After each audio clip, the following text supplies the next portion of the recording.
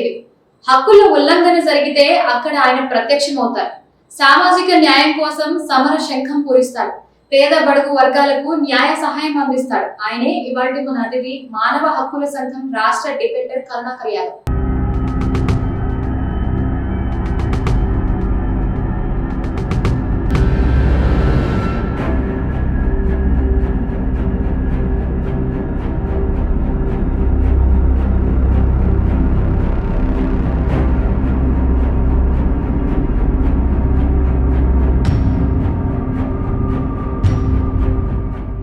నమస్తే సార్.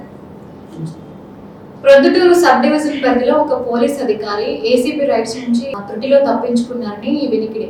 అయితే ఆ అధికారులు ఎవరు అని దీంట్లో ఎంతవరకు నిజం దాగి ఉందంటారు? యాక్చువల్లీ మా ప్రొద్దుటూరు సబ్ డివిజన్లో ఒక ఇన్స్పెక్టర్ అంటే ఒక సిఐ గారి పైన నాకు పలుమార్లు ఫిర్యాదు వచ్చింది.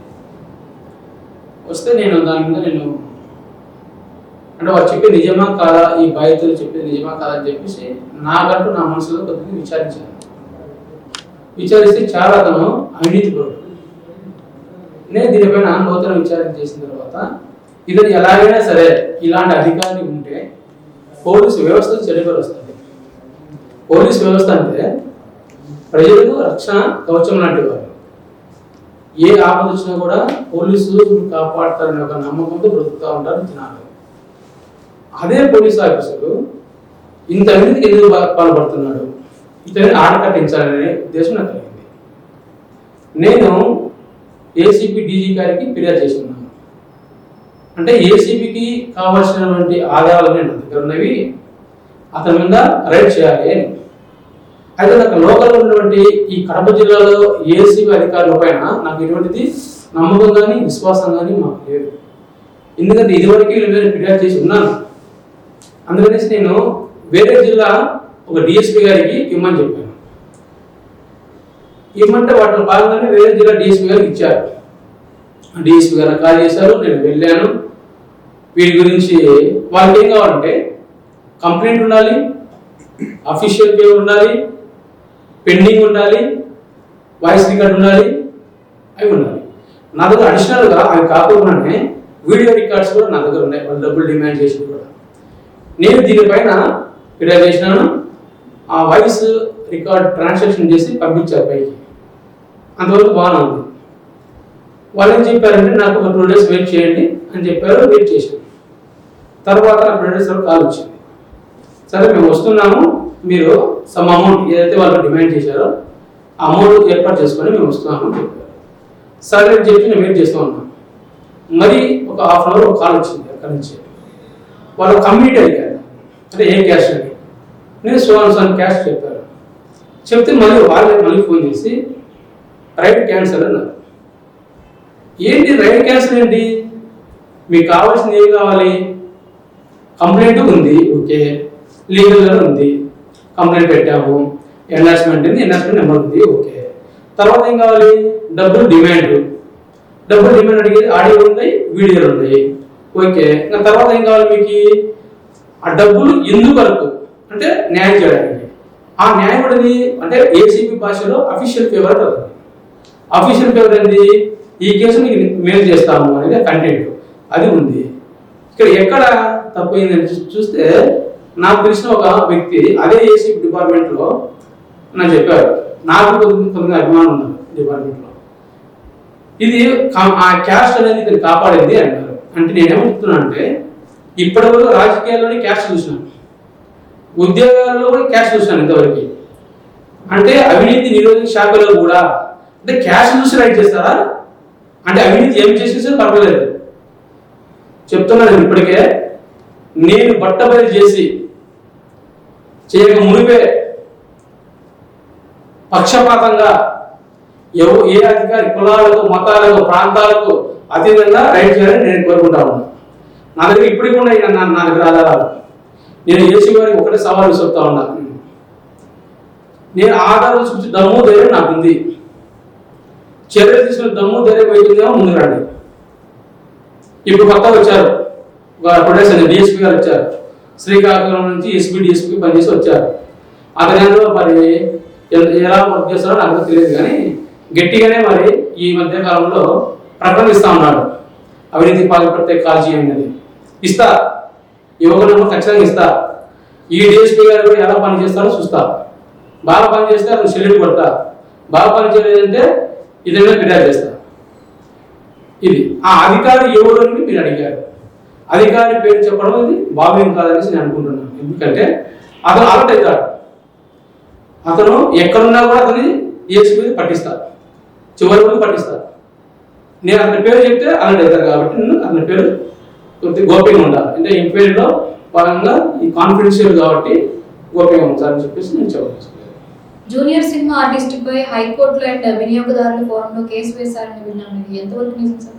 ప్రజలు ఏంటంటే ఉద్యోగాలు లేక, డబ్బులు లేక, వెనకాల తన అంటే వారి బంధువులు అపరాస్తి సంపాదించిన లేక చాలా కష్టాల్లో ఉన్న వాళ్ళు ఉంటారు.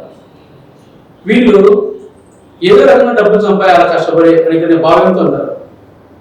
అయితే ఇటీవల కాలంలో ఒక గ్రామీణ హోమ్ ఫుడ్స్ అని చెప్పేసి ఒక సంస్థ వచ్చింది.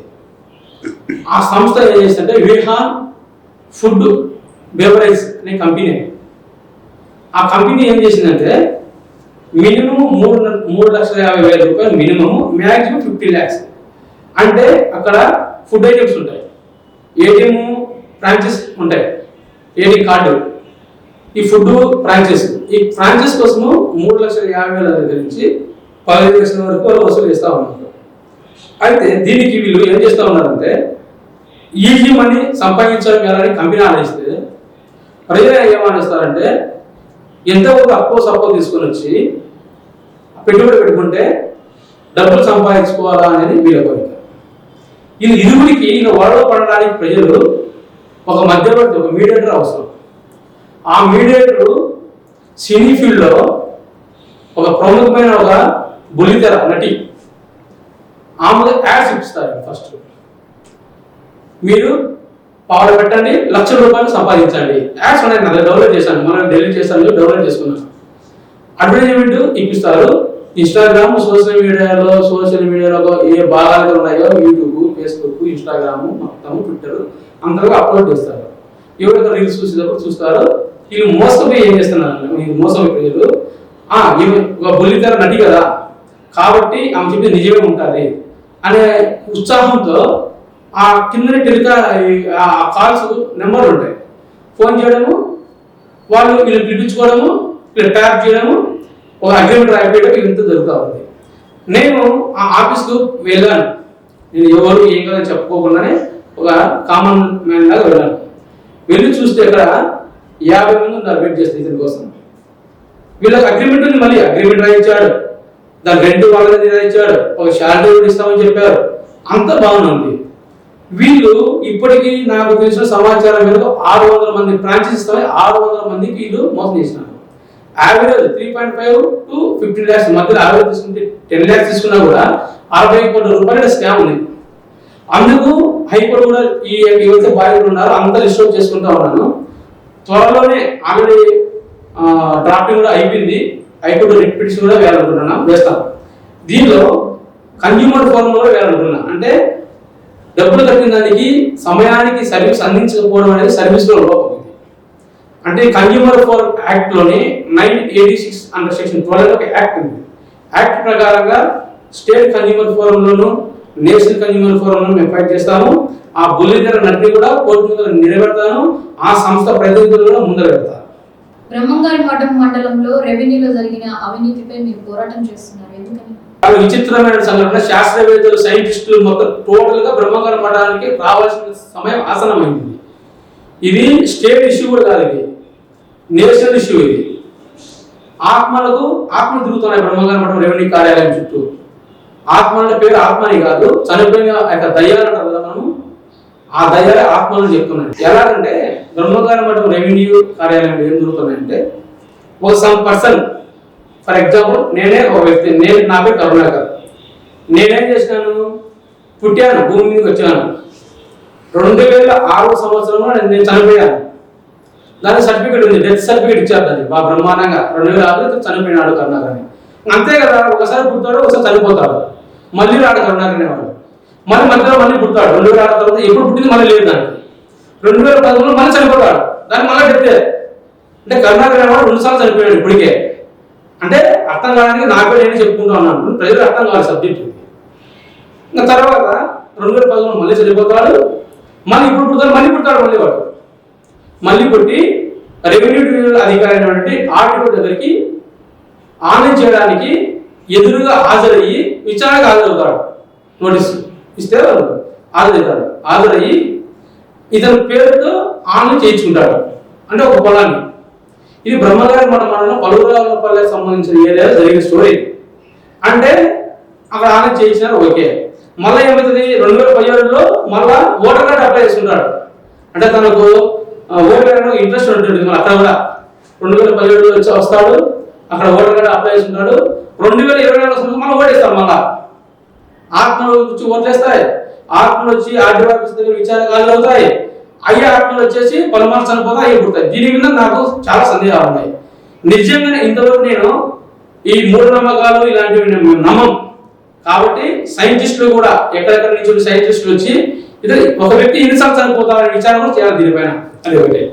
రెండోది అయితే బ్రహ్మగారి మండలంలో బాగా మొత్తం రెవెన్యూలో ఉన్నటువంటి అవతవకలన్నీ ఇవే జరుగుతూ ఉన్నాయి. నేను పుట్టాసుగారు ఎమ్మెల్యే గారికి కూడా నేను ఫోన్ చేసి చెప్పాను, ఈ విధంగా జరుగుతూ ఉన్నాయి, దీన్ని మీరు ఖచ్చితంగా చేయాలి. ఒక ఎమ్మెల్యేగా మీరు ప్రజలు ఎన్నుకున్నారు కాబట్టి ప్రజలు మీరు చేయాల్సిన బాధ్యత మీ పైన ఉందన్నా అంటే తప్పకుండా దీని మీద విచారణ చేయిస్తానని చెప్పారు. అనుకున్నట్టుగా విచారణ కూడా ఎమ్మెల్యే గారు జరుపుతూ ఉన్నారు. అది ఒక భాగం. ఇంకా రెండవ భాగము, అసలు ఈ లోక్ అదాలత్లో ఈ పొలము సమ్ పర్సన్ XYZ అనే వాళ్ళు ముగ్గురు ఉంటే వీళ్ళు కోర్టులో సివిల్ సూట్ వేసినారు. అప్పుడు వైకి జెడ్కి ఇరువురికి వద్దని చెప్పేసి ఎక్స్ లోక్ అదాలత్ కోర్టే డిగ్రీ ఇచ్చింది, ఇదని పొలమని.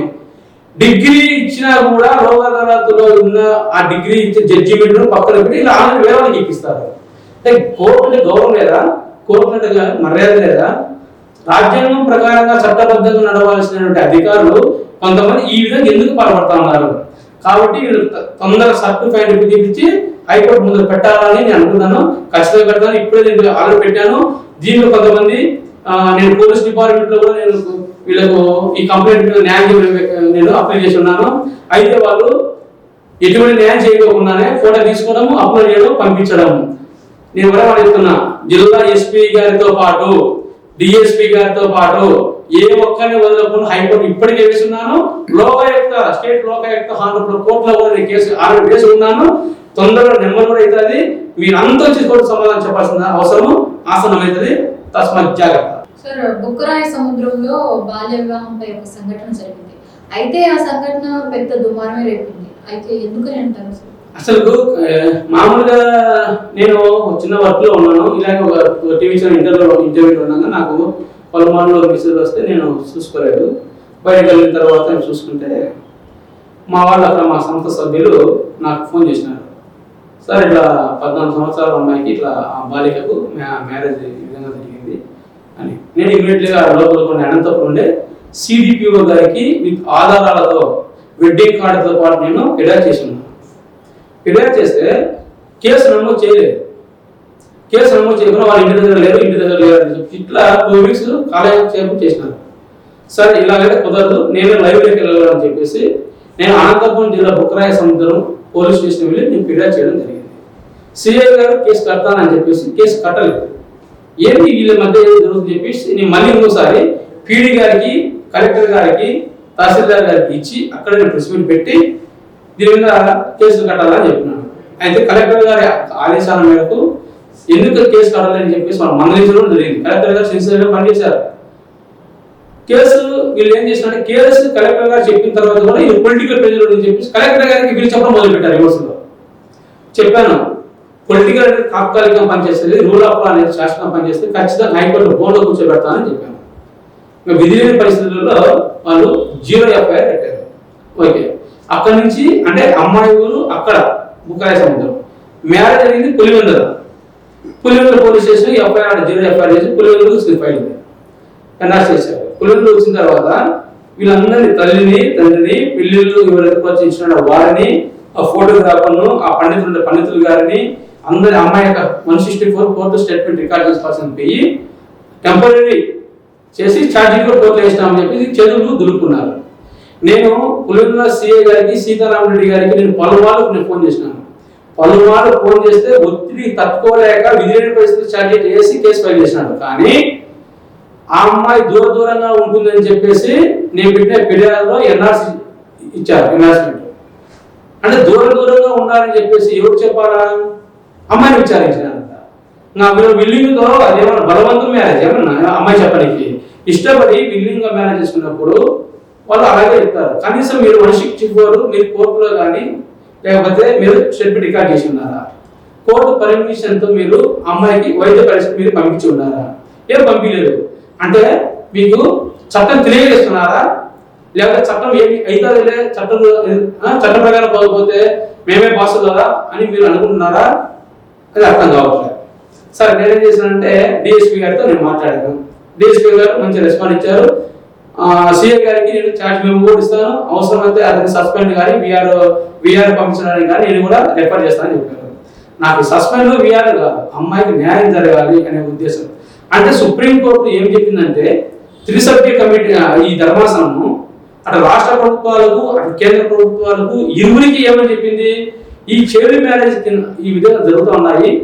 వాళ్ళు చిన్న వయసులో మ్యారేజ్ చేసుకోవడం వలన చాలా చనిపోతున్నారు, తల్లి చనిపోతుంది, శిశువు చనిపోతా ఉంది. దీనిపైన మీరు ఎటువంటి చర్యలు తీసుకున్నారో మాకు అఫిడవిట్ వేయమని సుప్రీంకోర్టు తెలిపింది. ఆల్రెడీ చాలా క్లియర్ కట్గా స్ట్రిక్ట్ ఇన్స్ట్రక్షన్స్ కూడా ఇచ్చింది, మౌలిక ఆదేశాలు బ్రహ్మానికి ఇచ్చింది. ఇటువంటిది ఉపేక్షించకూడదు అనేసి. అంటే సుప్రీంకోర్టు చెప్పిన తర్వాత కూడా వీళ్ళు పనిచేసే పరిస్థితులు లేరు. రేపు అమ్మాయి దూరంగా ఉంది, ఈ అబ్బాయి అక్కడ, ఈ అమ్మాయి ఇక్కడ, ఇద్దరు ఒకటే చాటు ఉన్నారు, వాళ్ళ జీవనం కొనసాగిస్తున్నారు. వాళ్ళు ఉన్నందుకు మాకే వాళ్ళ శత్రుత్వం మాకు లేదు. చట్టాన్ని అమలు చేయమని మేము అడుగుతున్నాం. ఆ అమ్మాయి అయినా రేపు ఏ అమ్మాయి అయినా కూడా ఎంతో చట్టాన్ని అమలు చేస్తే బాల్య వివాహాలు తగ్గుతాయనేసి మా యొక్క ఉద్దేశం. అయితే సుప్రీంకోర్టు యొక్క గైడ్లైన్స్ కూడా వీళ్ళు పాటించుకోకుండా ఉన్నారు కాబట్టి రేపు అమ్మాయి పొరపాటు ఏమైనా సరే జరగడానికి ఏమైనా సరే అమ్మాయి ప్రెగ్నెన్సీ అయింది అనుకోండి, మీరందరూ ధైర్యతారు. నేను ఆల్రెడీ నేను 3 పిటిషన్లు పెట్టాను. జిల్లా ఎస్పీ గారితో తీసుకుంటే అందరినీ రెస్పాండ్ చేసి హైకోర్టు రెడ్ పిటిషన్ వేయాలనుకున్నా. న్యాయస్థానం ద్వారా బాల్య వివాహాలు జరగకుండా ఉండడానికి మరొక ఫిల్లు కూడా వేస్తా. ప్రజల ప్రయోజన వ్యాజ్యం కింద ప్రజలు ఉపయోగపడడానికి మరొక ఫిల్లు కూడా వేస్తా. సిఐ గారు బాగా గుర్తుపెట్టుకోండి, మీరు తప్పు చేస్తున్నారు. మేము పలుమార్లు మేము ఫోన్ చేస్తే మాకు న్యాయం చేస్తానంట. మాకేది నువ్వేది న్యాయం చేసేది? చట్టాన్ని అమలుపరచండి అంటే తప్పకుండా అన్నా నేను న్యాయం చేస్తాను అన్నా అంట. నువ్వు మాకేది చేసేది న్యాయం? మాకు నీ న్యాయం మాకు అవసరం లేదు.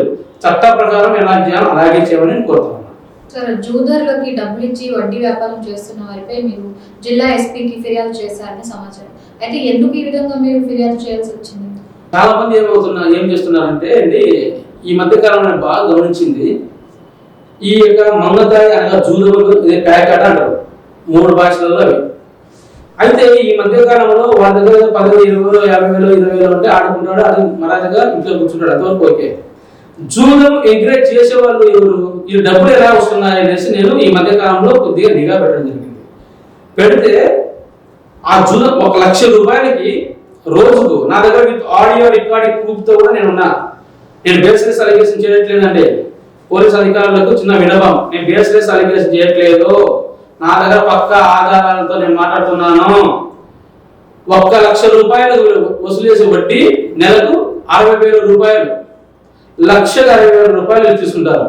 వీళ్ళు ఎక్కడే గేమ్ ఆడుతున్నారు అక్కడే రూపాయలు వీళ్ళు కూడా తిష్ట వేసుకుంటారు. డబ్బులు ఇస్తారు, ప్రోత్సహిస్తారు, గేమ్ ఆడమంటారు. డబ్బులు పడితే వాళ్ళు తీసేసుకుంటారు, డబ్బులు కాకపోతే అట్లా పెట్టి ఉంటారు. వీళ్ళు ఇల్లు ఏదైనా ప్లేస్లో లేదా ఏదైనా ఉంటే గోల్డ్ ఉంటే వీళ్ళు ప్రెజర్ పెట్టి బలవంతంగా అమ్మేసి డబ్బులు లాగేసుకున్నారు. అంటే ఆటలో వాళ్ళు గెలిచి వాళ్ళ అదృష్టం బాగుండి ఆటలో గెలిస్తే వడ్డీల కింద జమేస్తారు. ఆటలో ఓడిపోతే వీళ్ళ ఆస్తులను మీరు జప్తు చేసుకుంటారు, మీరు స్వాధీనం చేసుకుంటారు. అది ఆస్తులు లేకపోతే బెదిరిస్తారు. ఈ మధ్యకాలంలో ఎర్రకుంట్ల పరిధిలో ఒక వ్యక్తికి ఆ లాంగ్వేజ్ భాష కూడా కాదు, ఎంత వల్గర్గా అంటే అంత వల్గర్గా మాట్లాడతారు. నాకు వాళ్ళు ఫోన్ చేసి ఈ విధంగా వాళ్ళు ఏడుస్తా అంటే అతను వాళ్ళ మిస్సెస్ వాళ్ళ పిల్లలు వాళ్ళ పాప వాళ్ళ బాబు అందరు 9 ఏడ్చి ఆ 9 కుటుంబం సావానికి సిద్ధపడ్డారు. వస్తున్నాం, ఇంటి దగ్గర వస్తున్నాం, మేము కొట్టుకుంటూ వస్తాం, మేము తిట్టుకుంటూ వస్తాం, మీ కూతురు లాగపోతాం, నీ పిల్లాన్ని లాగపోతాం ఆడియో రికార్డింగ్లో అంటా ఉంటే చాలా బాధ అనిపించి నేను జిల్లా ఎస్పీ గారికి ఫిర్యాదు చేయించాను. అయితే జిల్లా ఎస్పీ గారేమో ఎర్రగొండ సిఏ గారు ఎఫ్ఐఆర్ చేశారు. అయితే పోలీసులు మేలు చేసిన వాళ్ళు మేలు చేసినామని అంటారు. ఇప్పుడు చెప్తాను చూడండి, ఎర్రగొండలో విశ్వనాథ్ రెడ్డి సిఏ గారు అతనికి హ్యాండ్సప్, అతను సెల్యూట్ చేస్తాను. ఎందుకంటే 4 ప్రాణాలు కాపాడగలిగినాడు అతను. వాళ్ళు సూసైడ్ చేసుకుంటామంటే నేను అతనికి కాల్ చేస్తే అతను మేఘాలతో వాళ్ళు ఫోన్ చేసి మీరేం చేసుకోవద్దు, మిమ్మల్ని మేము కాపాడతాము, వారిని మందలిస్తామని చెప్పేసి 4 కాపాడాడు ఆ సిఐ గారు. అలా డ్యూటీ చేయండి, మీకు చెల్లిని కొడతాము, 1,00,000 ఆడొస్తుంది, 50,000 ఆడొస్తుంది అని ఆలోచించండి. ఇలా చేయండి. మంచి చేసాము మంచి అంటాం, చెడ్డ పని చేసి చెడ్డనే అంటాం. విశ్వనాథ్ రెడ్డి గారి యొక్క ఆ డ్యూటీలో విధి నిర్వహణ భాగం 4 ప్రాణాలు కాపాడాలంటే ఒక కుటుంబం కాపాడినాడు. అలాంటి వాళ్ళకు మేము దోహాలు. జిల్లా ఎస్పీ గారు మీకు చిన్న విన్నపం చేస్తూ ఉన్నాము. ఎవరైతే ఈ గ్యాంబ్లింగ్ కడప జిల్లాలో ఎవరైతే వడ్డీల వ్యాపారం చేస్తూ ఉన్నారో వాళ్ళందరినీ మీరు ఒకసారి కౌన్సిలింగ్ ఇవ్వాల్సిందని మేము కోరుతా ఉన్నాం. వాళ్ళే వడ్డీలుగా డబ్బులు కానీ ఇవ్వకపోతే ఏ చూడము లేదు. అసలైన కేంద్ర బిల్లు అక్కడే ఉంది. కాబట్టి ఆ లిస్ట్ అవుట్ చేయండి. మీకు మేము కూడా ఎవరు లిస్ట్ కూడా మేము కూడా సేకరించి మీ చేతి పెడతాము. లేదు నా దగ్గర ఏం ఆధారాలు ఉన్నాయి నన్ను అడగండి, నేను ఎంక్వైరీకి వస్తాను. వాళ్ళ ఆడియో రికార్డింగ్ వాళ్ళ మాట్లాడే విధానం కూడా నేను మీకు సబ్మిట్ చేస్తాను. ప్రొద్దుటూరు యొక్క అభివృద్ధిపై మీ అభిప్రాయం ఏంటి సార్? ప్రొద్దుటూరులో అభివృద్ధి శూన్యం. ఈ కూటమి ప్రభుత్వం వచ్చిన తర్వాత మేము కూడా ఏమనుకున్నామంటే లాస్ట్ టైం నేను కూడా ప్రొద్దుటూరులో ఎమ్మెల్యే కంటెస్ట్ చేసిన వ్యక్తిని అది అక్కడ పెడదాం, వైసీపీ ఎప్పుడు పోతుందా అని చెప్పి నేను కూడా అనుకునేవాడిని. ఎటువంటి అభివృద్ధి లేదు. ఎప్పుడు కేసులు, వాళ్ళ కేసులు, వీళ్ళ కేసులు ఇదే ఉన్నాయి. ప్రొద్దుటూరులో వరదరెడ్డి మంచి సీనియర్ ఎమ్మెల్యే గారు ఏం చేశాడు, పెద్ద ఆయన లాస్ట్ 20 సంవత్సరాలు ఎమ్మెల్యే ఉన్నాడు, అతను ఓడించారు. ఎందుకంటే అభివృద్ధి చేయలేదనే. సరే 2 సార్లు వైసీపీ తరఫున రాజశేఖర ప్రసాద్ రెడ్డి గారిని గెలిపించారు ప్రజలు. ఓకే, మళ్ళీ ఏమనుకున్నారంటే ఇది 2 సార్లు వరుసగా కావడం వలన వైసీపీ పైన ఇది ఎందుకు మోర్ పబ్లిసిటీ వలన లేకపోతే అది ఎలా పరిపాలన వలన అది మనం విశ్లేషణ మనం చేయడం అది కరెక్ట్ కాదు. మళ్ళీ ఎమ్మెల్యేగా అయిన పెద్ద మళ్ళీ ఎన్నుకున్నారు. అయితే వైసీపీకి టీడీపీకి 2 కంపారిజన్ చేస్తే వైసీపీ బెటర్. మా ప్రొద్దుటూరులో నియోజకవర్గంలో పరిసర ప్రాంతాల్లో వైసీపీ చేసినటువంటి అభివృద్ధి ఈ ప్రభుత్వంలో 1% వచ్చారు. ఒక ప్రకాశ్ నగర్ అయితేనేమి, ఒక నంగుడుపల్లి అయితేనేమి, ఒక ఆటోనగర్ అయితేనేమి, ఒక మైదూరు అయితేనేమి, ఒక రామేశ్వరం అయితేనేమి, ఒక మున్సిపాలిటీ అయితేనేమి, ఒక విజయకుమార్ సర్కిల్ అయితేనేమి, ఒక వైఎంఆర్ కాలనీ అయితేనేమి, ఒక ఆచార్యకాలనీ అయితేనేమి, మొత్తం అమృతనగర్ దగ్గర మొత్తం అన్ని డెవలప్మెంట్, రోడ్లు ప్లస్ వాటర్ కూడా తెప్పించారు. తాగడానికి వాటర్ లేనప్పుడు వాటర్ కూడా తెప్పించారు. మంచి కార్యక్రమం చేశారు. కామన్ జరిగేది అనుకున్నాం. కానీ ఈ ప్రభుత్వంలో 2 సంవత్సరాలు అయితే ఒక్క మైదూరు ఇప్పుడు రోడ్లు వేస్తున్నారు. 2 సంవత్సరాల తర్వాత ఇంకొక 2 సంవత్సరాలలో వస్తే దాని కూడా వేస్తారు. నాకు అడిగే 5 ఏళ్ళు. కాబట్టి మా పొద్దుటూరు అభివృద్ధికి నోచుకోలేని ప్లేస్లో పొద్దుటూరు ఉంది. కానీ పొద్దుటూరు ప్రజలు అన్ని గమనిస్తా ఉన్నారు. పొద్దుటూరు ప్రజలు అదే పనిగా మిమ్మల్ని గెలిపించినారంటే అభివృద్ధి చేయడానికే. ఒకప్పుడు వైఎస్ఆర్సీపీలో 2 ఎమ్మెల్యేలే అని వినపడతా ఉండేది పేరు. ఒకటి రాచమల్లి ఎమ్మెల్యే గారు, ఒకటి స్వయం బామర్జన అంటే బంగారెడ్డి అనే పేరు. కామన్గా బావగారు కానీ అన్నగారు కానీ ఉంటే ఆ పేరు వినపడతారు. కామన్గా ఓడించిన వాళ్ళు వినపడతారు, నేనైనా కూడా వినపడతారు. అయితే ఈ మధ్య కాలంలో టీడీపీ ప్రభుత్వంలో పొద్దుటూరులో ఇంటికి ఒక నాయకుడు, ఇంటికి ఒక ఎమ్మెల్యే. మా పొద్దుటూరులో 100 మంది ఎమ్మెల్యేలు ఉన్నారు. ఈ కూటమి ప్రభుత్వంలో 100 మంది ఎమ్మెల్యేలు. కాబట్టి పొద్దుటూరులో అభివృద్ధి శూన్యము. మళ్ళీ ఎన్నికలు వస్తే మళ్ళీ గడ్డు పిలుస్తున్నాయని చెప్పేసి అనుకుంటున్నాను. కడప ఏసీపీ వారిపై మీరు సంచలనమైనటువంటి వ్యాఖ్యలు చేశారు, ఎందుకని? నేను కడప జిల్లా ఏసీపీ యాంటీ కరప్షన్ బ్యూరో అవినీతి శాఖలో నేను ఫిర్యాదు చేస్తున్నాను ఒకరి పైన. అదేమి కర్మ కానీ నాకు అర్థం కాలేదు. ఇవి ఫిర్యాదు చేసిందని అది ఫోన్ పోయింటారు. వాళ్ళు మళ్ళీ నా ఫోన్ చేస్తారు. ఎందుకు సమాచారం పోతా ఉంది? అసలు ఏసీపీ అంటే ఏంటి? నాకు తెలిసి కడప జిల్లాలో రాష్ట్రంలో బాగానే ఉన్నట్టుంది. నాకు తెలిసి కర్నూలు కూడా ఈ మధ్యకాలంలో చాలా కేసులు మంచిగా అయినాయి. ఈ 2 సంవత్సరాలలో నేను ఒక లైవ్ డిబేట్ లో ఏసీబీ అవినీతి నిరోధక శాఖ కాదు, కడపలో అవినీతి సంపాదించుకున్న శాఖ ఇది, అవినీతి ద్వారా సంపాదించుకున్న శాఖ ఇది. మా కడప జిల్లా ఒక్కడిది లెఫ్టినెంట్ గవర్నర్ మన జమ్మూ కాశ్మీర్ ఉన్నట్టుగా కడపలో ఏసీబీ అనేది ఎక్కడా లేదు. ఏసీబీ అంతా ముసుగేస్తుంది అని చెప్పాను. అంటే కడప జిల్లాలో ఎక్కడ అవినీతి జరగలేదంటారా? 2 సంవత్సరాల్లో ఒక్క కేసు పెట్టారు, ఒక్క సింగిల్ కేసు. నేను ఈ మధ్య కాలంలో నా డెబ్యూట్ లో నేను లైవ్ లో నేను ఒక కేటీవీ అనే ఒక ఛానల్ ద్వారా నేను ప్రస్తావన చేస్తే అప్పుడు ఏసీబీ డీజీ గారు ఆదేశాల మేరకు వారి కొన్ని టర్మ్స్ కండిషన్ పెడితే ఈ నెల చివరి కల్లా ఒక కేసు అయినా సరే మీరు పట్టాల్సిందంటే విధి పరిస్థితులు సబ్ రిజిస్టర్ ఆఫీసులో రైట్ జరిగింది. అంటే నేనేం చెప్తున్నా అంటే వీళ్ళు ఇక్కడ రైట్ చేస్తారంటే ఒక్క సబ్ రిజిస్టర్ కాగాలి తప్ప వీళ్ళు ఎక్కడ కనపడదు. నేను ఇచ్చినానండి ఒక పోలీసు డిపార్ట్మెంట్ లో ఈ విధంగా అవినీతి చేసినట్టే ఈ పోలీసు కాకుండా ఏదో ఉంటే చెప్పున్నా అంట. ఏమి చట్టంలో చెప్పిందా? పోలీసులు కాకుండా కడప జిల్లాలో మిగతా డిపార్ట్మెంట్ పట్టుకుని చెప్పిందేమన్నా? ఏ డిపార్ట్మెంట్ కానీ అది రెవెన్యూ కానీ లేదా సబ్ రిజిస్టర్ ఆఫీస్ కానీ ఎడ్యుకేషన్ డిపార్ట్మెంట్ కానీ పోలీస్ డిపార్ట్మెంట్ ఎవరు మనకి ఏమి అవినీతి చేసినా లేదా? మీ చేత కాకపోతే వదిలేయండి. అందుకే నేను ఒకటే కోరుకుంటున్నా, ఏసీబీలో పోలీసులకు దానికి ఎలిజిబుల్ కాదు. సపరేట్ గా ఏసీబీ ఇప్పుడు ఎన్ఐఏ ఉంది, నేషనల్ ఇన్వెస్టిగేషన్ ఏజెన్సీ అని. అలాగా ఏసీబీలో స్టేట్ లో ఏమి అంటే పోలీసులు కాకోకుండా అధికారులు కాకోకుండా అతను సపరేట్ గా ఒక రిక్రూట్మెంట్ జరగాలి, ఒక నియామకం అనేది సపరేట్ గా జరగాలి. జరిగినప్పుడే ఉంది. అయితే ఏసీబీ పోలీసులు అధికారులు ఉంటారు, మన పోలీసు శాఖ వస్తారు. అంటే ఏసీబీకి రైడ్ చేయడానికి ఏవైతే కొన్ని నిబంధనలు ఉన్నాయో వాటి వాళ్ళు చేసుకుని వస్తారు. ఏముండాలి? కంప్లైంట్ ఉండాలి, ఉంది. ఇంకా తర్వాత కావాలి వారికి డబ్బులు డిమాండ్ చేయాలి. మేము డిమాండ్ చేయము, ఎలా అయితేనో పుల్ అయితేనో కింద కానిస్టేబుల్తో చెప్పిస్తాము, మెలుకొని చెప్పిస్తాము. ఓకే. తర్వాత మూడోది ఏముంది? Official paper. అఫీషియల్ పేపర్ మేము ఇండైరెక్ట్ చేస్తాము, అది కూడా నేను మాట్లాడను, మొబైల్స్ బయట పెట్టిరమ్మంటాను. ఓకే. తర్వాత నాలుగు ఏముంది? ఇట్లా వాళ్ళు సబ్జెక్ట్ నేర్పించడానికి ఏసీబీ పోయి ఉంటుంది. ఈ ఏసీబీ అనేది పోలీసులకు సంబంధం లేకుండా సపరేట్ గా దానికి రిక్రూట్మెంట్ జరిగితే ప్రజలకు మేలు జరుగుతుంది. కాబట్టి ఇంకొక విషయం కూడా, నేను లాస్ట్ టైంలో కూడా నేను ఒక కానిస్టేబుల్ పైన కూడా నేను ఏసీబీ రైడ్ చేయాలనుకుంటే డబ్బులు ఇవ్వడానికి రమ్మన్నారు, సమాచారం ఇచ్చారు, అతను నిలిపారు. ఇది కడప జిల్లాలో ఏసీబీ పరిస్థితి చాలా బాగాలేదు. ఇప్పుడు వచ్చి డీఎస్పీ గారు మంచిగా చేస్తారనేసి మేము అనుకుంటున్నాము. నాకు అన్ని సమాచారం అతను కొద్దిగా సిన్సియర్ అని నాకు సమాచారం ఉంది. అక్కడ శ్రీకాకుళంలో నా స్నేహితులు ఉంటారు, నేను అడిగాను, పర్లేదు వ్యక్తి అని చెప్పారు.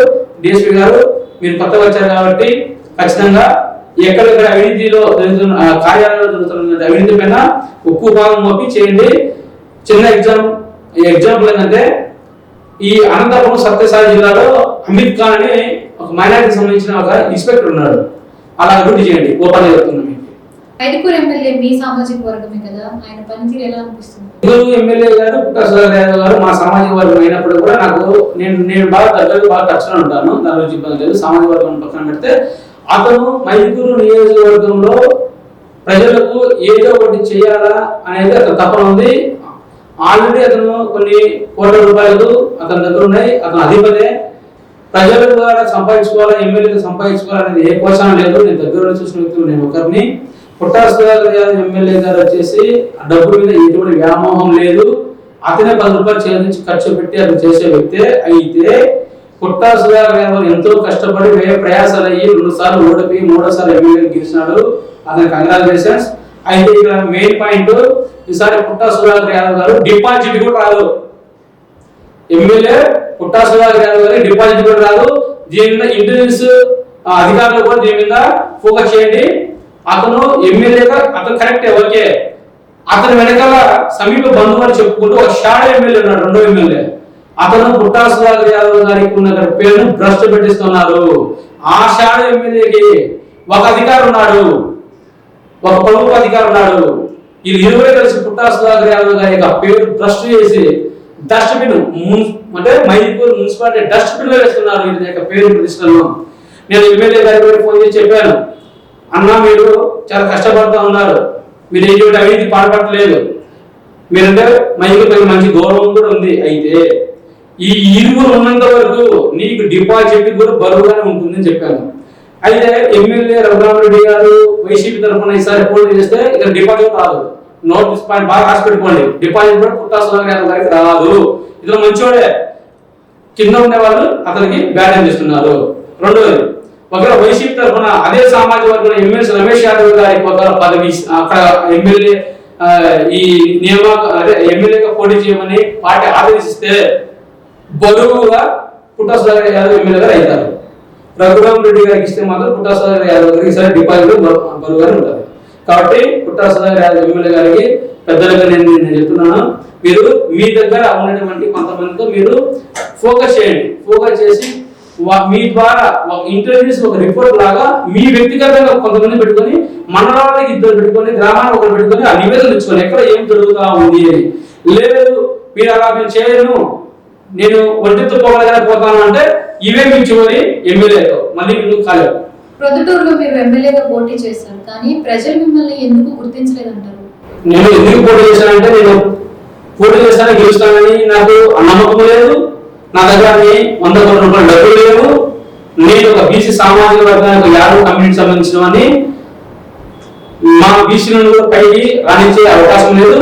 బీసీలు 50% ఉన్నాము, ఎస్సీ బీసీ మైనారిటీ కలుపుకుంటే సుమారుగా 80% ఉన్నాము. అయినా కూడా మేము గెలవలేము. ఆ విషయం నాకు తెలుసు. నేను ఎందుకు పోటీ చేశానంటే, స్వాతంత్రం వచ్చిన దగ్గర నుంచి ఇప్పటికి మా ప్రభుత్వంలో 15 సార్లు ఎన్నికలు, అసెంబ్లీ ఎన్నికలు 52 నుంచి 53లో స్టార్ట్ అయితే సార్వత్రిక ఎన్నికలు ఇప్పటి వరకు 15 సార్లు ఎమ్మెల్యే ఎన్నికలు జరిగితే 15 సార్లలో ఒకటే కులం 4 కుటుంబాల మధ్య జరుగుతోంది. ఇక్కడ నేను కేవలం ఒక కులానికి ఇవ్వడం కరెక్ట్ కాదు కాబట్టి, ఒక కులంలో కేంద్రీకృతమై ఉంది కాబట్టి ఆ కేంద్రీకృతం నుంచి వికేంద్రీకృతం చేయడానికి కోసం చెప్పేసి నేను పోటీ చేస్తున్నాను. అయితే నేను పోటీ చేసేంత మాత్రం నాకు ఓట్లు పడతాయని చెప్పలేదు. నాకు పోటీ చేసంటే, నేను పోటీ చేస్తే ఇంకొకరు డబ్బులు 100 కోట్లు మా ఎస్టీలను బీసీలను మైనార్టీలో ఎవరు ఉంటారు కదా, 100 కోట్ల ఆశ్రమం ఉండదు, వాళ్ళని ముందుకు వస్తారు సిగ్గుతో అని చెప్పేసి పోటీ చేసి ఉన్నాను. అయితే వైఎస్ జగన్మోహన్ రెడ్డి గారు ఎమ్మెల్యే పోటీ చేస్తారు, సీఎం కాలేదు. వాళ్ళ తల్లి వైఎస్ రాజశేఖర రెడ్డి పార్టీ పెట్టేసి అతను ఎంపీ పోటీ అతను ఎంపీ కాలేదు. నారా లోకేష్ గారు వచ్చేసి ఎమ్మెల్యే పోటీ చేస్తే అతను మొదటిసారి ఎమ్మెల్యే కాలేదు. ఇదే పవన్ కళ్యాణ్ గారు వచ్చేసి ఎమ్మెల్యే పోటీ చేస్తే అతను ఎమ్మెల్యే కాలేదు. ఇట్లా చూడకపోతే ఈ కూటమి నుండే ఎవరైతే ఇప్పుడు సీఎం బేస్ లో ఉన్నారో వాళ్ళు ముగ్గురు కూడా ఎమ్మెల్యే కాలేకపోయినారు. అంటే జగన్మోహన్ రెడ్డి ఎత్తుకున్నా, నారా లోకేష్ గారు ఎత్తుకున్నా, వైఎస్ రాజశేఖర గారు ఎత్తుకున్నా, అంటే సీఎం నుంచి మేము తీసుకెళ్తాను. అంటే పోటీ చేస్తానే గెలుస్తామని కాదు, కానీ మా జాతి కోసము, మా యొక్క దళిత పేదల యొక్క అనగారిన కులాల వర్గాల కోసం నేను పోటీ చేయాలనుకున్నాను. నేను పోటీ చేశాను, గట్టిగా కూడా చేశాను నేను. కాబట్టి ప్రజలు ఎవరైతే గెలిపారో అంతిమ తీర్పు ప్రజలు కాబట్టి ప్రజలు గెలుస్తారు. మీ పైన చాలా సార్లు హత్య ప్రయత్నం జరిగింది అండ్ పోలీస్ స్టేషన్ లో కేసులు కూడా నమోదయ్యాయి. అసలు ఇదంతా ఎవరు చేసి ఉంటారు మీ అభిప్రాయం? నా పైన చాలా సార్లు ప్రయత్నం చేసినాను, కానీ ఇలా ఏమి కాదు. మనిషి ఎప్పుడు ఉంటాడో ఎప్పుడు పోతాడో, ఈ ఇంటెలిజెన్స్ ఇంటికి వెళ్ళడానికి కూడా ఎప్పుడు ఏమవుతుందో ఎవరు చెప్పలేదు. ఆ ప్రాణాన్ని ఎవరు ప్రాణాన్ని అక్కడ ప్రాణానికి భయపడేదాని ఉంటే ఈ రోజు ఈ ప్రజా పోరాటం, ఈ యొక్క యుద్ధాల్లో గెలవడం చాలా కష్టం. తప్పదు. కొన్ని పరిస్థితుల్లో వచ్చేసి వాళ్ళ కోట్ల రూపాయలు వారి అవినీతి యొక్క మా ఆదాయానికి గల్లి కొడతా ఉన్నప్పుడు, వారికి నేను అడ్డగోడగా నేను నిలబడినప్పుడు ఏమైంది? ఇవి ఉంటాయి సర్వసాధారణ. అయితే ఇవి ఇంత మునవబ్బులు మధ్యగా వచ్చినావా వాళ్ళ పని. అంటే ఇప్పుడే చెప్తున్నా, అవినీతి అధికారులు ఎవరైనా సరే అందరూ చెప్పట్లేదు, కానీ కొంతమంది అవినీతి కోసమే ఉద్యోగాలు వచ్చుంటున్నారు. కొంతమంది లైసెన్స్ లాగా ఒక ఐడి కార్డు తీసుకుని ఉద్యోగం అని చెప్పి డబ్బులు వసూలు చేసుకుంటున్నారు. మీరు బాగా సంపాదించుకోవాలని అని అనుకుంటే కర్ణాటకను అంతమొందించాలి. వీళ్ళనమాట ఈ బ్రోకర్లు ఉంటారు. ఈ బ్రోకర్లు ఎంకరేజ్ చేసేది ఈ బ్రోకర్లకు ఉంటారు. దొరికినప్పుడు తినాలి ఉంటారు. నా నుండి మీకు చెప్తా ఉన్నా, మీరు ఎవరినటువంటి ఆలోచనలు ఎవరైతే ఉంటాయో వాళ్ళకి హెచ్చరిక జారీ చేస్తున్నా. మీరు అవినీతి ద్వారా సంపాదించుకున్న డబ్బుతో నన్ను ఏమో చేయాలని మీరు అనుకుంటున్నారు. మీ కళ నేను ఆల్రెడీ డిసైడ్. కర్ణాటక మాట్లాడేది కర్ణాటక కాదు, కర్ణాటక ఆత్మతో నేను మాట్లాడుతూ ఉన్నాను. కాబట్టి మీ భయం మీ యొక్క అరిటాక తప్పులకు, మీ చాటాలకు తప్పులకు కర్ణాటక భయపడదు. తస్మాత్ జాగ్రత్త. పొరపాటుగా ఎవరైతే దొరికిందంటే లాస్ట్ ఇంకో విషయం చెప్పాలి. లాస్ట్ 3 years క్రితము నన్ను 8 అధికారులు కలిసి నన్ను అంతమొందించాలని ప్రణాళిక చేసినారు. దాంట్లో కొందరు పోలీస్ అధికారులు కూడా ఉన్నారు. నేను ఆరు కూడా చెప్పాను, నేను నేషనల్ గవర్నెన్స్ కమిషన్ లో కూడా నేను కేసు చేసి అక్కడ నుంచి డీజీపీ గారి నోటీసులు ఇప్పించి, అక్కడ నుంచి జిల్లా ఎస్పీ గారి నోటీసులు ఇప్పించి వీళ్ళకు వార్నింగ్ ఇవ్వడం కూడా జరిగింది. జరుగుతాయి. అయితే అదే షాక్. నాకు నా ఫ్యాన్స్ కూడా ఉన్నారు చాలా మంది. ఇలా అది ఎలా మీకు నాకు దాంట్లో నన్ను ఇష్టపడే వాళ్ళు ఉన్నారు, తన విజయాన్ని కూడా ఇష్టపడతారు, అవినీతి కూడా నన్ను ఇష్టపడతారు. కాబట్టి ఇలాంటి తప్పుడు మాటలు మానుకొని రాజ్యాంగబద్ధంగా నిర్మించబడినటువంటి చట్టం ద్వారా మీరు పనిచేయాలని చెప్పేసి నేను కోరుతాను. హైకోర్టులో అధికారులపై మీరు రిట్ పిటిషన్లు ఎక్కువగా వేస్తుంటారు. ఇప్పుడు రాజకీయం పిలిపిందండి, ప్లస్ అధికారులు వాళ్ళు అవినీతి చేసినప్పుడు ఏమవుతుంది, అధికారులు వాళ్ళు పలకనప్పుడు పైన ఆఫీసర్లకు వీళ్ళు ఇదైనప్పుడు ఏం చేయలేరు. హైకోర్టు తీసుకోవాల్సిందే, వీళ్ళు న్యాయస్థానం నిలబెట్టాల్సిందే, వాళ్ళకు ఒక మొక్కలు వేడి చేయాల్సిందే, అప్పుడు సెట్ అవుతా ఉంది. వీళ్ళు కరెక్ట్ పని చేస్తే నాకు హైకోర్టు నాకేం అవసరం, ప్రతిదానిగా హైకోర్టు న్యాయస్థానంలో రిట్ పిటిషన్ ఎందుకు వేయాలి, నేను ఫెయిల్ ఎందుకు వేయాలి, నేను మానవలసి రిట్ పిటిషన్ ఎందుకు వేసుకోవాలి, అక్కడ నా దగ్గర వచ్చిన అక్కడ ఉండి ఆయన ఉండి నా దగ్గర పేరు వస్తారు. నా జోబు రోజు డబ్బులు నేను ఖర్చు పెట్టుకొని వాళ్ళు ప్రయాసపడి నాకు తీసుకెళ్లేసి అక్కడ నేను కేసు రిజిస్టర్ చెప్పాల్సిన అవసరం నాకేం వచ్చింది. వీళ్ళు కరెక్ట్ పని చేస్తే నాకు పని తగ్గిపోతారు కదా, నేను మా ఫ్యామిలీ మేము కూడా హ్యాపీ ఉంటాం కదా. మాకు ఈ థ్రెడరింగ్ కార్డ్స్ ఈ థ్రెడరింగ్ నాకు ఉండవు కదా, నా పైన హత్యాలు ఈ ప్రయోగాలు ఉండవు కదా. చేసే తప్పుడు వాళ్ళు మనం మాత్రం హైకోర్టు వేస్తాడు, హైకోర్టు రాకపోతాడు అనేసి బయట మోర్ పబ్లిసిటీ చేసే మాత్రం పెద్దగా ఉంటుంది. అదంతే వాళ్ళ కర్మ. PGRS అంటే స్పందన. ఈ స్పందన కార్యక్రమం అనేది పెద్ద బోగస్ కార్యక్రమం అని మీరు సంచలన వ్యాఖ్యలు చేశారు. దీని వెనుక మీ ఉద్దేశం ఏంటి? PGRS అనేది ఒక స్పందన, అప్పుడు PGRS అప్పుడు స్పందన పేరు కూడా స్పందన అని చెప్తే అర్థం ప్రజలకి. స్పందన కార్యక్రమం అంటే ఎంతో వ్యయ ప్రయాసపడి దూర ప్రాంతాల నుంచి వచ్చేసి ఆరోగ్యం బాగోలేకపోయినా కూడా అంత దూరం నుంచి వచ్చేసి ఆ కలెక్టర్ గారి ఆఫీస్ కార్యక్రమం నేను దొరుకుతుంది, ఈ ఎస్పీ గారి ఆఫీస్ కార్యక్రమం నేను దొరుకుతుంది అని చెప్పేసి వచ్చి ఫిర్యాదు చేస్తారు. ఫిర్యాదు చేసిన తర్వాత ఊరికి వాళ్ళని పిలిపించేది. ఆ టైం ఉంటుంది, టైం కూడా ఉంటుంది, వాళ్ళు అనేసి ఆ టైం ఆసనం అయ్యే టైంలో ఏం చేస్తారంటే వాళ్ళు పిలిపించేది. వస్తానే అస్సలు మాట్లాడే ఫస్ట్ చేసిందంటే కూర్చుంటే ఫోటో పెట్టారు. ఈ పనికి కొంతమంది ఈ పనికి కొంతమంది చేస్తారు, కూర్చుంటే ఫోటో పెట్టుకోవడం, దానికి అప్లోడ్ చేసుకోవడం, నా వచ్చినా పిలిపించినా వెళ్ళాల్సింది ఇచ్చినా అనేది. ఏంటిది? వాడు ఎంతో కష్టపడి ఒకసారి నువ్వు ఆ ప్రభుత్వ ఉద్యోగం కాకుండా నువ్వు ఆ పిటిషన్ రూపంలో నువ్వు ఉంటే నీకు తెలుస్తుంది ఆ బాధ, ఆ నొప్పి, వేరే ప్రయాసాలు. కనీసం ఏ దొరుకుబాటు లేకపోకుండా స్పందన పిటిషన్ పెట్టుకుంటే వాళ్ళు క్లోజ్ చేయడం. అందుకే దీనిపై నేను చేసినానంటే ఈ PGRS స్పందన అంటున్నాము, చీఫ్ గ్రీవింగ్స్ ఆఫీసర్లను కూడా దీనిలో ప్రతివాదం చేసి హైకోర్టు వేసుకున్నాను. ఈ మధ్యకాలంలో సీఎం ఆఫీస్ కూడా నేను ఫిర్యాదు చేయడం జరిగింది. దానికి స్పందించిన సీఎం ఆఫీస్ వారు కూడా నేను ప్రత్యేక ధన్యవాదాలు చెప్తా ఉన్నాను. ఈ మన కాపర్ డిస్ట్రిక్ట్ లో కూడా కలెక్టర్ కార్యాలయంలో కంట్రోల్ రూమ్ పెట్టారు. ప్రతి స్పందన ప్రతి ఫిర్యాదు మన ఫోన్ వస్తా ఉన్నాయి. మీరు నిజంగా ఇచ్చారా, మీకు ఏమైనా మీరు విచారించినారా, మీ ఫిర్యాదు న్యాయం జరిగిందా, మీకు ఇచ్చిన ఎన్హాన్స్మెంట్ కరెక్ట్ అని చెప్పి మళ్ళా విచారణ చేస్తా ఉన్నారు.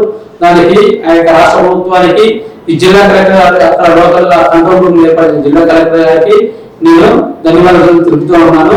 అది PGRS పైన చాలా ఉప్పు పాదం పోయి ఇచ్చిన బాధ్యతను న్యాయం చేయాలని చెప్పేసి నేను ఈ ఛానల్ ఇంటర్వ్యూ ద్వారా నేను కోరుతా ఉన్నాను. ఎవరికైనా ఇబ్బంది అనిస్తే మీ దగ్గరికి వెంటనే సహాయం చేస్తారని వింటాం. అయితే అందరికీ సహాయం చేయడానికి మీ దగ్గర డబ్బు ఎక్కడ అంటే ఉన్న వనరులోనే ఉన్నటువంటి ఆదాయంలోనే మరి నేను ఎక్కువ ఎవరికి హెల్ప్ చేయలేదు, కానీ నా ఉన్న దాంట్లోనే నేను వాళ్ళకి హెల్ప్ చేసుకుంటా, వాళ్ళని ప్రొటెక్ట్ చేసుకుంటా, వాళ్ళని కాపాడుకుంటా, నా చుట్టూ నమ్ముకున్న వాళ్ళ వరకు నేను నాకున్న దాంట్లోనే నేను 3 పూటలు ఉంటే 1 పూట తినేసి వాళ్ళు పెట్టుకుంటా, వాళ్ళు కాపాడుకుంటా మనం వస్తూ ఉన్నాము. అయితే నేను లాస్ట్ కొన్ని ఇంటర్వ్యూలో చెప్పడం జరిగింది, నాకేం పెద్ద డబ్బులు సంపాదించుకోవాలా, వెంట పెట్టుకోవాలని నాకేం లేదు. నాకు ఉండడానికి ఇల్లు, కట్టుకోవడానికి బట్ట, తినడానికి చాలు. నాకు మేము ఎంత సంపాదించుకున్నా కూడా రాష్ట్ర 3-6 సమాధులకు పోయే వాళ్ళమే. కాబట్టి నాకు డబ్బు మీద నాకు వ్యామోహం కానీ, డబ్బు మీద నాకు మమకారం కానీ అడగదు. నేను ఉన్నవాడికి నేను ఇలాంటి హెల్ప్ చేయను. ఆకలితో ఉన్నవానికి అన్నం పెట్టాను కానీ బిర్యానీ తినే వాళ్ళకి నేను అన్నం పెట్టను. నేను వాళ్ళకి హెల్ప్ చేసినానంటే వాళ్ళ పరిస్థితి నేను దగ్గర చూడడం వలన, లేదంటే నా దగ్గర ఉండే నా స్నేహితులు వెళ్ళి వాళ్ళ పరిస్థితి గమనించి నాకు చెప్పడం వలన నా చేయాలని నేను చేస్తూ, నా స్నేహితులు కొంతమంది వాళ్ళతో కూడా చేతులు కలిపి వారింత మేము ఇంత చందాల రూపంలో కూడా ఇచ్చి వాళ్ళకి హెల్ప్ చేస్తూ ఉంటాము. కాబట్టి నా దగ్గర అంత ఆర్థిక వనరులు లేవు. ఆ ఆర్థిక వనరులు వచ్చినప్పుడు ఇందులో 10 చేస్తే 20 మంది చేస్తాను. చూసారు కదా, ఇది ఇవాళ ముఖాముఖి. మరొక ముఖ్య అతిథితో మళ్ళీ ముందుంటాను. అంతవరకు సెలవు. చూస్తూనే ఉండండి KTV.